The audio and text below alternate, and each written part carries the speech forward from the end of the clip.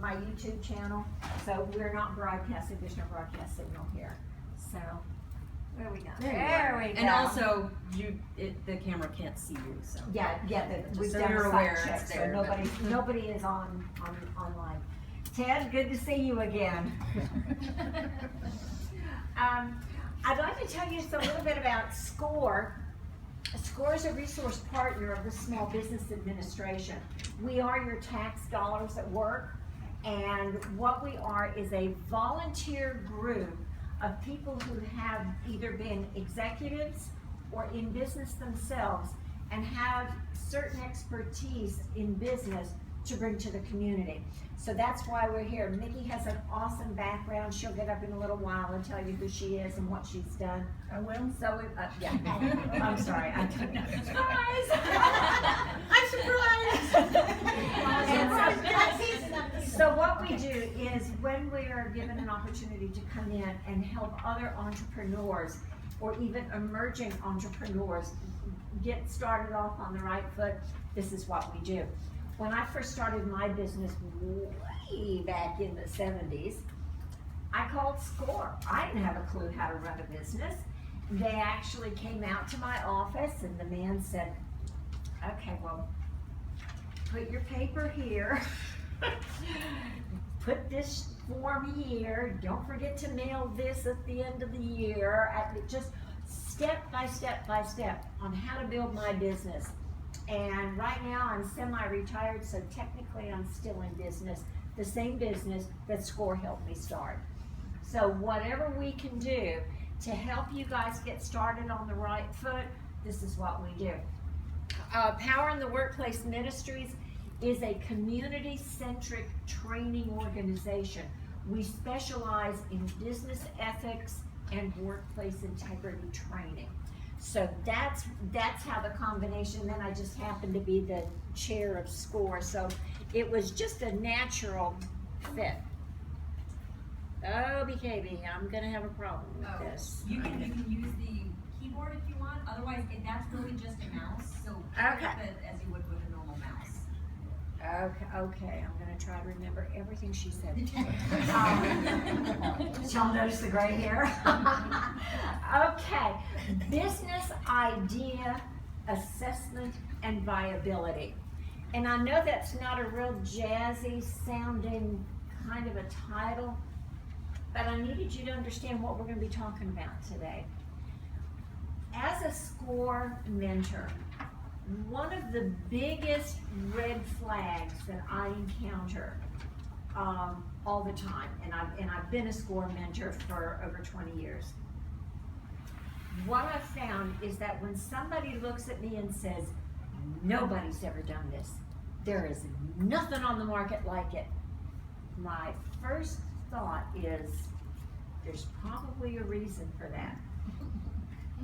Have you done your research? No, I don't need to do my research. I know it's going to be great. And so what I'm here today to tell you is how to take your really great idea and see if it's a really great idea or whether there's truly a reason nobody else is doing it. Okay, and Myrtle, I'm going to pick on you, girl, because you have said that you have an idea for a product that you're not going to tell us what it is, and that's awesome.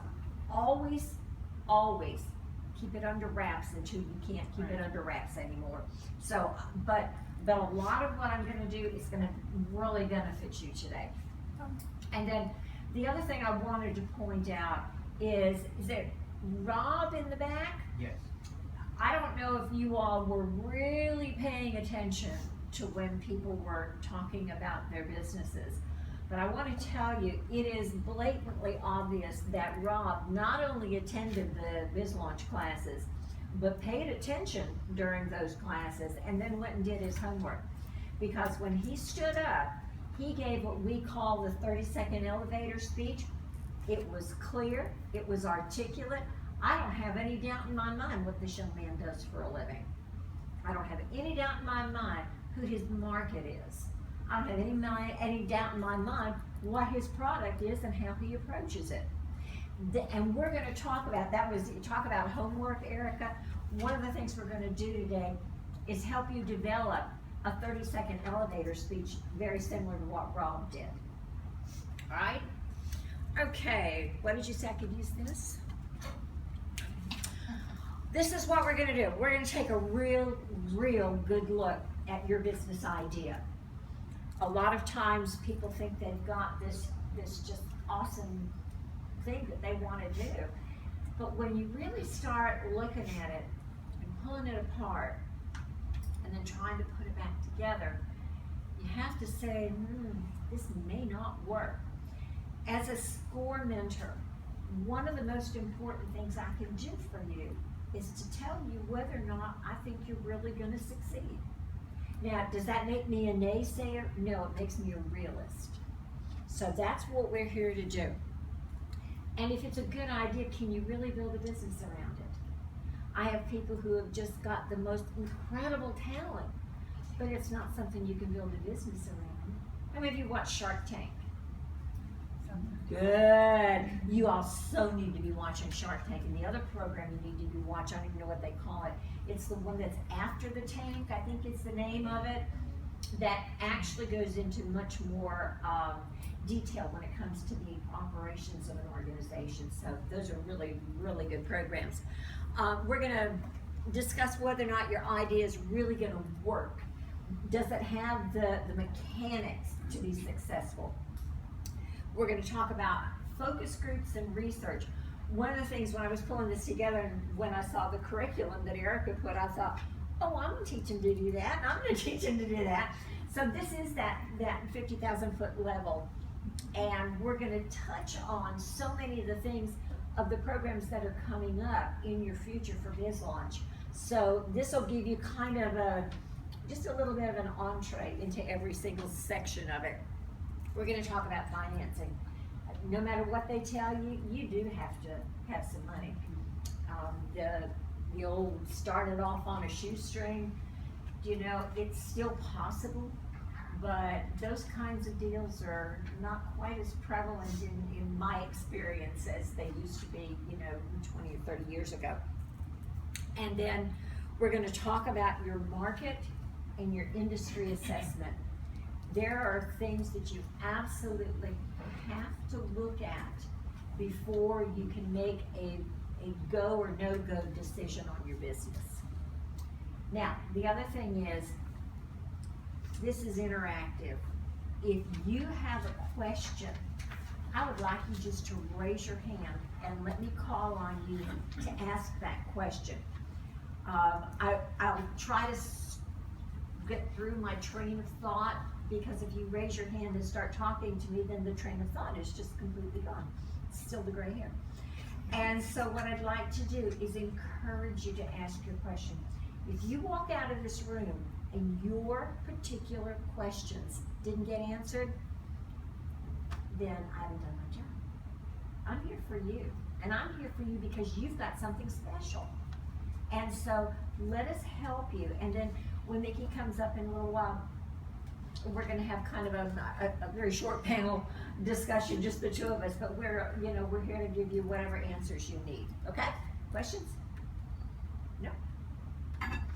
Okay. Everybody's had a hamburger, right? Everybody had a McDonald's hamburger? You didn't have a McDonald's hamburger. There's your hand. How many, yeah, I didn't think you would, Miss Vegan. I love it. I'll probably pick on you too, if that's okay.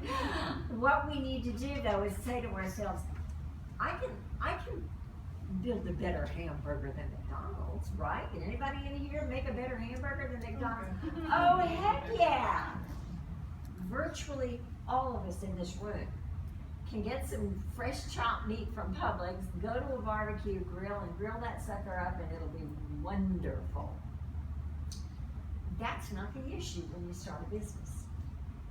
The issue is not, can I make a better hamburger? The issue is, can I build a multi-billion-dollar franchise operation around that one little hamburger? That's the question. And this is the perspective that we're going to take as we look into you building your business. It's a great idea, might be the best idea, but can you make it a business? Will people come? Will it pay your mortgage? All right, let's go to assessing the idea. How many of you have your business idea or service? And when I say business idea or service, what I'm talking about is if you have a product, is there a product description? If you have a service like selling real estate, do you have your idea written on paper? How many of you have your business idea written on paper? Good, a half a dozen of you. Awesome. Let me check, and I tell this to people all the time. If it's not written on paper, it's nothing more than wishful thinking. It's not a business idea, and it has no potential for success. So what I'm here to do today is to encourage you to write your business idea on paper. And like I said, we're gonna do a 30-second elevator speech so that when you leave here, you actually have something in your hand that's written down, some place to start. You have to have a platform, a foundation to start building your business. So that's what we're gonna do today.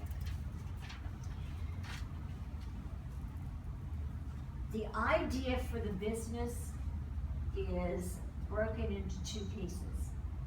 The idea itself, which is gonna be your service or your product, and the business model, which means what kind of a business am I going to run in spite of what my service or product is. For example, if I went into Siemens, they make electric wind turbines. Now, it wouldn't matter if they were making banana splits. If I walked in there and I know how to run a business, I can run it whether they're selling wind turbines or banana splits. And so when we look at a business model, we're looking at what kind of a business do I want to have. A business model is not the whole business plan. Whole business plan gets into lots of details, but the business model has to be shorter, more concise, more focused. For example, let's go back to McDonald's. McDonald's business model is fast food franchise system. You doesn't have anything to do with their business plan, but that's what their model is. Who can tell me what Wendy's business model is? Fast food franchise system. Exactly. So they all have the same business model. Now, what about, I don't know if you all ever go to Indian Harbor Beach, there's a great hamburger place called Too Cool Cafe. Is it the same thing? Is that their business model? No, not by a long shot. This is a specialty gourmet hamburger, awesome yumminess kind of a place. And they're happy to be just them in that one little building doing what they love to do. And so you have to know that before you go into it. What is your business model? What kind of a business do I want to run? You all are opening up an adult daycare facility. You have to know, how are you going to run that? You know, what are you going to expand into? Is there going to be expansion? Is there going to be, are you going to have multiple sites? All these things need to go into just that one concise little term of business model. Okay? Questions? Comments? No? Oh, Would it be more practical to have a one business establishment or multi-business, well, like McDonald's, you said, it's all over the world, even in Germany, England, wherever. right. But being here locally, you're not looking to expand, I don't think, so would it be more feasible to look into a more profitable, one idea type business than? Well, I multiple? gotta tell you, you have to do one thing really well before you can do two of the same thing. If you're running a business really, really well, one of my clients, and I won't mention the name, a long time ago, opened up a little restaurant here in Brevard County. And their advice was, oh, we wanna be a franchise system, and we wanna do this, and we wanna do that. And my advice to him was, go back to your shop, learn how to run this business profitably. Learn how to refine your recipes so that they can be replicated if you do go into this big franchise system. Do your finances, plan what you'll need for the future, but do it from one location and do it well first. Well, guess what? Today that man has about 40 restaurants because he followed my advice and he did it right. He did it right the first time. So you have to have an idea of what it is you want to do, what you think the future may hold for you. Like this guy came in, oh yeah, I've got this idea for a restaurant and I'm gonna do this and we're doing that and I'm gonna grow it. And it's like, good idea. And he had the business model down in his head, but he hadn't done anything to make it viable yet. So from the perspective of do I do one or do I do multiple, start with one. Yes, sir. I got, what I've got going in my head right now is the catchphrase cookie cutter concept. I think that's, you haven't heard that, but when you're talking about establishing a business that can grow to a franchise, I think, isn't that what you're looking for? Can it be a cookie cutter concept? Can you, All that doesn't matter. cookie cutter concept means one thing. It means the same business model providing the same service or product in multiple locations. That's what cookie cutter means. Yes, sir. I guess Thank you, what good you're, comment. what you're trying to say there is, you may have the idea to do that, and everybody has aspirations to do everything, but doesn't society and your business that you're doing here, they'll dictate whether or not you can grow and expand at the rate you want, because if they don't come in, you're not. Well, let me just say this. If McDonald's wasn't doing something right, how many of you all know of businesses they open and 3 months later they're gone because nobody bought their stuff? Right. That's, whether society dictates or not, yeah, it's what are you selling, why? The smart entrepreneur will do a focus group as an exit strategy to find out why they didn't come. Yes, sir. To kind of answer that, let's take a look at the restaurant concept. I worked at a restaurant a few years ago, and they had a Sunday lunch every Sunday, and they had a regular customer. And on this buffet, there were pancakes. And this customer brought in their grandmother's awesome recipe for pancake batter that had something like 16 or 20 different ingredients. It was a gourmet restaurant. Pancake batter. It was not viable for that restaurant to produce it on a commercial basis. They had to come up with something that was a lot simpler for the staff to produce. It wasn't as delicate a balance, but was still very good. There's a level of what can sell versus profitability. I think that. Thank you. That's good. And then you have to look at supply and demand and clientele. Take kids out the world, McDonald's probably wouldn't function. Think about it, because that's who likes McDonald's. Well, but we're gonna, The grown-ups.